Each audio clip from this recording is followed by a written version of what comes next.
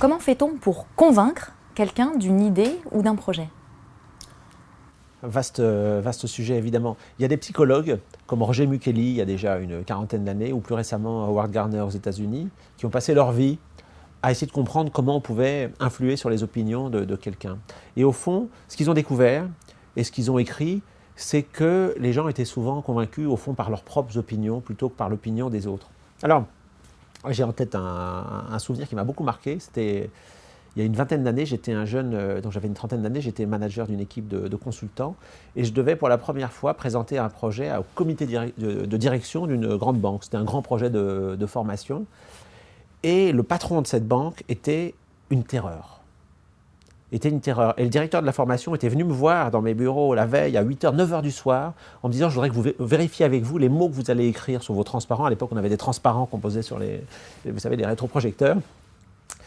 Parce que le président pourrait mal réagir, etc. Je dis, écoutez, c'est bon, n'exagérons pas. Et le directeur de la formation me dit, vous savez, la dernière fois qu'un consultant est venu en comité présenter un projet, le président, je ne vais pas donner son nom, n'a rien dit pendant 3 minutes, puis il a dit un seul mot, sortez.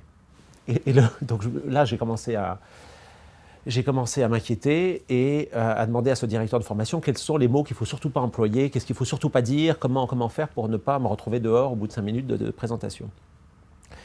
Et le directeur de formation a eu une idée géniale. Il m'a dit, écoutez, il y a que 2 choses en tout cas qu'il aime évoquer, c'est l'exemplarité et l'anticipation. Ce sont les 2 choses qu'il répète sans arrêt. Et je me suis dit, il faut que je trouve un moyen de placer ces 2 mots dès le début de ma présentation, même si ça n'avait en apparence pas grand rapport. Et j'arrive devant le comité de direction. J'étais terrifié, j'avais 2 personnes de mon équipe avec moi. J'étais très intimidé. Et il y avait tout le comité au grand complet avec ce président dont je savais qu'il terrorisait tout le monde.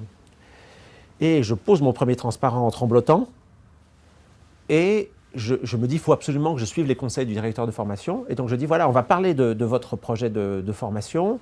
Vous souhaitez former tout votre réseau commercial et en commençant par l'encadrement, parce que bien entendu, il y a une valeur qui est importante pour vous comme pour nous, c'est l'exemplarité. Et le président intervient avec une voix très puissante. Et il dit « exactement ». Je continue et je dis, dans le cadre de ce projet de formation, on va travailler sur la façon dont vos commerciaux interagissent avec les clients, mais aussi on va travailler sur la façon dont ils préparent les entretiens, parce que en matière de vente, comme dans tous les domaines, ce qui compte, c'est l'anticipation.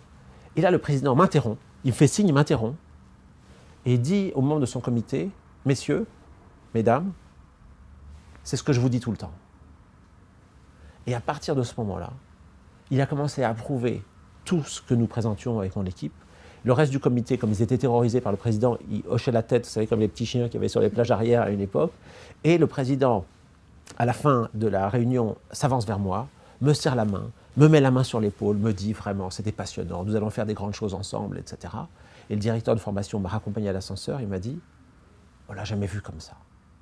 Et en fait, je n'avais pas de mérite particulier, j'avais simplement suivi les conseils du directeur de formation. Et d'un seul coup, j'ai compris ce qu'avait voulu écrire Mukeli, Howard Gardner, que je citais tout à l'heure.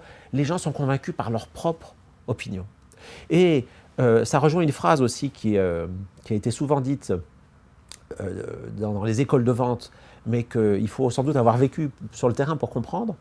Il y a un moment où le client achète.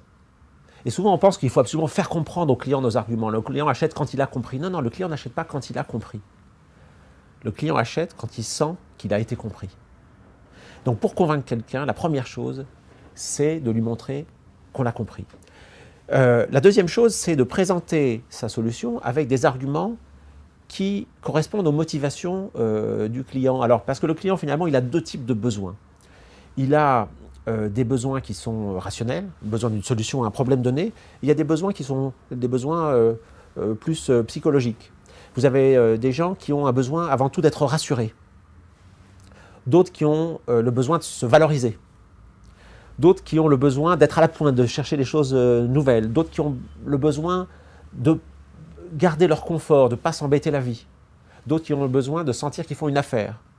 Et d'autres qui ont un besoin d'affection, de relation. C'est les 6 grandes motivations qu'on connaît depuis longtemps. On appelle ça SONCA, souvent sécurité, orgueil, nouveauté, commodité, argent, sympathie. Mais ça, c'est très important. C'est très très important, et y compris pour des négociations de très haut niveau. Parce que par exemple, le client vous présente une solution, que ce soit une centrale nucléaire, ou que ce soit un service, ou que ce soit n'importe quel produit, et le client vous demande par exemple, mais ce que vous me proposez là, est-ce que ça existe depuis longtemps? Et là vous pouvez répondre tout fier, ah non, c'est totalement nouveau. Et le client, s'il est très en recherche de sécurité, va vous dire, bon, bah écoutez, nous on préfère les choses qui ont été éprouvées, et vous passez complètement à côté de l'effet recherché. Mais inversement, si le client vous demande, est-ce que ça existe depuis longtemps ce que vous faites? Et vous dites, vous pensez, c'est des technologies qui existent depuis 30 ans, c'est vraiment archi.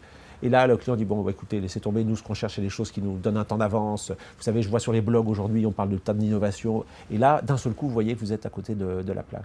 Donc la bonne façon, quand on veut convaincre quelqu'un, c'est de l'écouter. Et si le client vous pose une question, répondez par une question. Ça fait longtemps que ça existe, pourquoi me posez-vous cette question? Parce que je voudrais savoir si c'est tout à fait à la pointe, absolument. Ou parce que je voudrais savoir si c'est éprouvé. Donc, dites-vous que vous ne pouvez convaincre une personne qu'avec les idées de cette personne et pas avec les vôtres. 2, employer des arguments qui s'appuient sur les motivations de l'interlocuteur. 3, un argument, pour convaincre, il faut qu'il ait au moins 3 dimensions. Il faut qu'il exprime un avantage qui soit clair. Par exemple, j'ai une solution pour vous qui est pratique, ou qui est économique, ou qui est... Bon, cet argument, cet avantage, il faut l'étayer par une preuve. Si on argumente sans preuve, sans caractéristiques précises, c'est du vent. Mais il faut aussi faire l'effort de traduire ça en bénéfice pour l'interlocuteur, par rapport à sa propre motivation. C'est un produit qui est pratique, qui se déplace facilement. Donc pour vous, qui avez 5 sites, à ce moment-là, on traduit l'argument en bénéfice précis pour l'interlocuteur. Voilà quelques éléments pour convaincre un client d'une idée ou d'un projet.